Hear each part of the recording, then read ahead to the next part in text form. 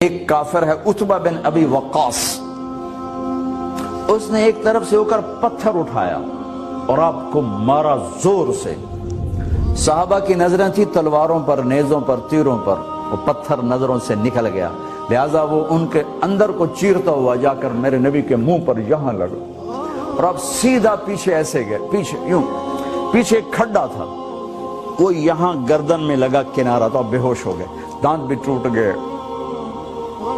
چہرہ بھی خون و خون ہو گیا،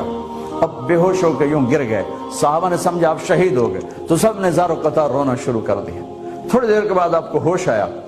تو صحابہ نے عرض کی یا رسول اللہ اب تو ان کے لیے بد دعا فرما دیں،